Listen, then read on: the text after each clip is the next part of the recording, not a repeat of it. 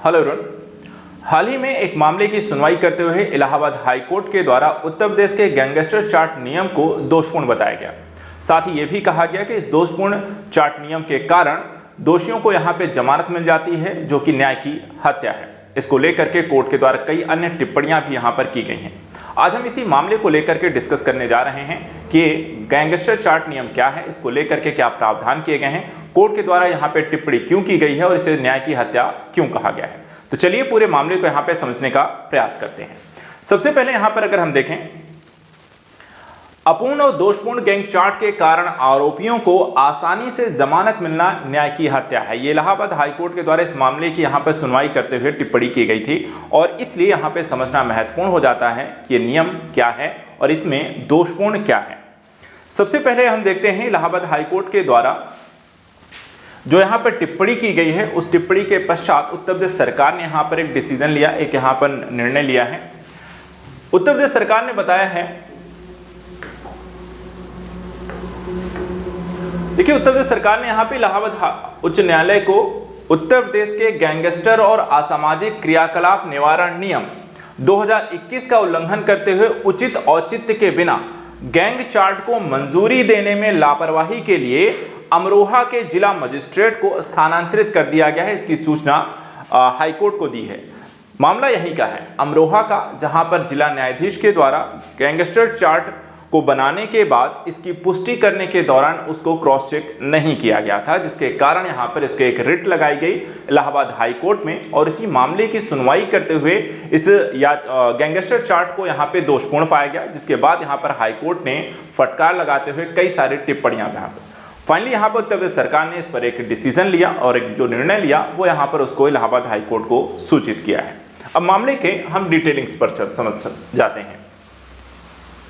देखिए Allahabad high court ने इसी मामले की सुनवाई के दौरान यहाँ पर टिप्पणियां की थी। इस टिप्पणी में कहा गया था कि गैंग चार्ट तैयार करने में लापरवाही न केवल खतरनाक अपराधी के खिलाफ आपराधिक मुकदमा चलाने की संभावनाओं पर एक प्रतिकूल प्रभाव डालती है, बल्कि अधिनियम का उद्देश्य भी यहां पर खत्म हो जाएगा। आरोपी को अदालत से आसानी से यहां पे जमानत मिल जाएगी और अगर ऐसा होता है तो यह न्याय की हत्या है। इसको लेकर के एक और टिप्पणी यहां पर हाईकोर्ट के द्वारा की गई, जिसमें यहां पे प्रशासन पर टिप्पणी की गई थी।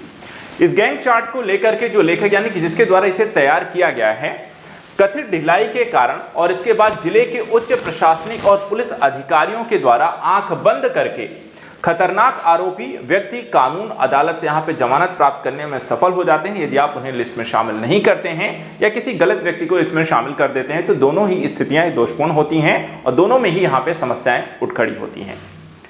इसी मामले की सुनवाई करते हुए कोर्ट ने यह भी कहा कि जब आप गैंग चार्ट का निर्धारण करते हैं या बनाते हैं तो वहां पे कुछ बेसिक तत्वों को ध्यान में रखना चाहिए और उसकी यहाँ पे क्रॉस चेक भी होना चाहिए। यानी कि कहा गया कि जब भी आप चार्ट को तैयार करते हैं तो यहां पर कई सारी चीजों का ध्यान रखें, जैसे कि आरोपी का नाम क्या है, लिंग और स्थायी पता क्या है, उसकी व्यक्तिगत या गैंग के सदस्य के रूप में उसके कुल मामलों की संख्या क्या है, यदि यूपी गैंगस्टर एक्ट के तहत लगातार अभियोजन चल रहा है तो फिर परिशिष्ट के रूप में पिछले मामलों का विवरण भी शामिल किया जाए, ट्रायल कोर्ट के समक्ष मामलों के ट्रायल के स्टेजेस के बारे में जानकारी वहां पर शामिल होनी चाहिए, साथ ही उस आरोपी की पारिवारिक पृष्ठभूमि, सामाजिक वित्तीय स्थिति और उसकी गलत कमाई की जो सूचना है वो भी यहां पर उसमें शामिल हो। साथ ही क्या उसने इससे पहले अदालतों के द्वारा दी गई जमानत की स्वतंत्रता का दुरुपयोग किया है और बाद में अपराधों में यहां पर लिप्त पाया गया है, इसको भी इसमें शामिल करना होगा। और साथ ही साथ अकेले जिले के भीतर या आसपास के जिलों में उस गैंग के संचालन का क्षेत्र या राज्य की सीमा और अंतिम प्रकार के मामलों से परे चला गया है, जिसका अर्थ है कि गैंग विशेष प्रकार के अपराध या मिश्रित अपराध करने में यहां पर देखा जाए तो विशेषज्ञता रखता है। यानी कि आपको जब भी ये गैंग चार्ट बनाना है तो आपको इन सारी चीजों की डिटेल्स पर ध्यान देना चाहिए और इन सभी चीजों को उसमें शामिल करना चाहिए। ये यहां पर हाईकोर्ट की एक टिप्पणी इस पर की गई थी इस मामले की सुनवाई करने के दौरान। आइए अब यहां पर मामले को समझने का प्रयास करते हैं, यानी इस मामले की पृष्ठभूमि क्या रही है जिसको लेकर इलाहाबाद हाईकोर्ट ने यहां पर ये टिप्पणियां की हैं। देखा जाए तो यह मामला जो है उत्तर प्रदेश के गिरोहबंद और समाज विरोधी क्रियाकलाप निवारण अधिनियम 1986 की धारा 3(1) के तहत यहां पर उनके खिलाफ एक एफआईआर को रद्द करने के लिए दायर एक रिट याचिका से यहां पर उत्पन्न हुआ था। याचिकाकर्ता ने तर्क दिया था कि ना तो पुलिस अधीक्षक और ना ही अमरोहा के जिला मजिस्ट्रेट ने गैंग चार्ट को मंजूरी देते समय यहां पे संतुष्टि दर्ज की। साथ ही गैंग चार्ट देखा जाए तो एक प्रकार का दस्तावेज होता है। कैसा दस्तावेज है?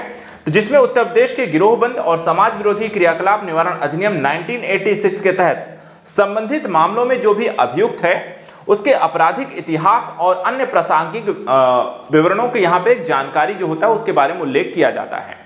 कई बार क्या होता है, अगर गलत व्यक्ति का नाम आपने शामिल कर लिया तो उस व्यक्ति को यहाँ पर बिना किसी अपराध के सजा मिल रही है।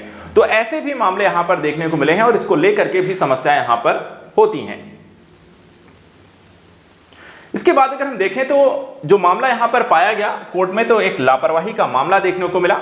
इस मामले की सुनवाई जो कर रहे थे वो न्यायमूर्ति विवेक कुमार बिरला और न्यायमूर्ति अरुण कुमार सिंह देशवाल। इस पीठ के द्वारा एसपी अमरोहा एवं डीएम अमरोहा ने गैंग चार्ट तैयार करते समय संतुष्टि दर्ज नहीं की, जैसा कि 2021 की नियमावली के नियम 16(2) के तहत यहां पे अपेक्षित था। यानी कि जो दोषी यहां पर हैं वो प्रशासन के सबसे उच्च पदों पर बैठे अधिकारी हैं।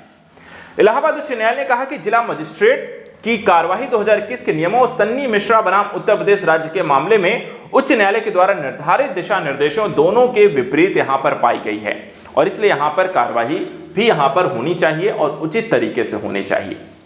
लापरवाही के इस मामले को लेकर के टिप्पणी करते समय न्यायालय ने कहा कि यह सरासर लापरवाही है और अमरोहा में इसी प्रकार के मामले सामने आए जहां अधिकारियों ने नियमों के अनुसार गैंग चार्ट ठीक से तैयार नहीं किया। क्या कोर्ट ने किसी प्रकार का एक्शन लिया? तो कोर्ट ने देखिए यहां पे न्यायालय ने जो अंतिम निर्णय छोड़ा वो सरकार के ऊपर कि न्यायालय ने अधिकारियों के खिलाफ सीधी कार्रवाई करने के बजाय यहां पे राज्य सरकार पर यह छोड़ दिया कि वो इसका क्या करते हैं और फाइनली यहां पर राज्य सरकार ने उसका स्थानांतरण सिर्फ कर दिया है और उसकी सूचना यहां पर कोर्ट को दे दी गई है। चलिए आइए अब समझते हैं कि ये जो यूपी गैंगस्टर एक्ट 1986 और 2021 की यहां पे बात हो रही है ये क्या है और इसमें किस तरीके के प्रावधान है। सबसे पहले देखा जाए इसका उद्देश्य और कार्यक्षेत्र क्या है। तो यूपी गैंगस्टर एक्ट 1986 ये गिरोह संबंधी एवं असामाजिक गतिविधियों को रोकने के दृष्टिकोण से तैयार किया गया था। इसका कार्यक्षेत्र है संगठित अपराध, हिंसक अपराध और आदतन अपराधियों में शामिल व्यक्तियों को लक्षित करना। इसमें देखा जाए तो कई सारे प्रावधानों को शामिल किया गया है। प्रावधान क्या क्या हैं? तो सबसे पहले इसमें विधिक शब्दों जैसे कि गिरोह और गैंगस्टर को परिभाषित किया गया है, यानी गिरोह का मतलब क्या होगा और गैंगस्टर किसे कहा जाएगा। दूसरी चीज, यह प्राधिकारियों को संदिग्धों को हिरासत में लेने सहित निवारक कार्यवाही करने की भी यहां पे अनुमति देता है। आपराधिक गतिविधियों से अर्जित संपत्तियों की कुर्की की अनुमति इसमें शामिल है और यह अधिनियम जिला मजिस्ट्रेटों, पुलिस को गैंग चार्ट, किसी व्यक्ति की गैंग संबंधी गतिविधियों का औपचारिक रिकॉर्ड को मंजूरी देने का भी यहाँ पे अधिकार इसमें शामिल है, जो कि यहाँ पर जैसे कि अभी देखा गया कि अगर आप इसे क्रॉस चेक नहीं करते हैं तो यहाँ पे गलतियां भी पाई गई हैं। इसी तरीके से यूपी गैंग चार्ट नियम 2021, इसमें भी अगर हम देखें तो इसका उद्देश्य था कि उत्तर प्रदेश के गैंगस्टर अधिनियम के कार्यान्वयन के लिए एक विस्तृत दिशा निर्देश प्रदान किया जाए, जिसमें कई सारी चीजों को शामिल किया गया। सबसे पहली चीज इसमें संतुष्टि दर्ज करना, जिसको लेकर के यह मामला चल रहा था कि सक्षम प्राधिकारी आमतौर पर जिला मजिस्ट्रेट को गैंग चार्ट को अग्रेषित और अनुमोदित करते समय यह संतुष्टि दर्ज करनी होगी कि कई वो इस लिस्ट से संतुष्ट हैं जिसमें जो व्यक्तियों का नाम शामिल है या उनसे रिलेटेड अपराध हैं वो यहां पर सही हैं। दूसरा, संयुक्त बैठकों का भी प्रावधान है, जिसमें गैंग चार्ट को मंजूरी देने से पहले पुलिस अधीक्षक जिला मजिस्ट्रेट के बीच एक संयुक्त बैठक अनिवार्य होनी है और उचित प्रक्रिया या सुनिश्चित करने के लिए प्रक्रियागत दिशा निर्देश विनिर्दिष्ट करता है कि गैंग चार्ट पूरी तरीके से तैयार किया गया है और ठोस साक्ष्यों पर आधारित है, इसकी जानकारी है। यदि यहां पर इसमें कोई गलतियां हैं तो वापस से वो लिस्ट तैयार की जानी चाहिए, लेकिन गलत होने पर गलत लिस्ट के कारण या तो अपराधी इससे बाहर निकल जाते हैं अगर उसमें उनका लिस्ट नाम नहीं है, या गलत व्यक्ति का नाम चढ़ जाने कारण उसको यहाँ पर समस्याएं झेलनी पड़ती हैं। तो इसलिए यहाँ पर इस समस्या को सुलझाने की जरूरत है और प्रशासन इसको कोई भी सूची तैयार करते समय यहाँ पर दिशा निर्देशों का उचित रूप से पालन करें और लिस्ट को क्रॉस चेक जरूर करें। इसी को लेकर न्यायालय ने यहाँ पर टिप्पणी की है। तो आज के सेशन में इतना ही। ऐसे इंपॉर्टेंट न्यूज को लेकर आप लगातार हमारे साथ जुड़े रहें। Thank you so much and good luck.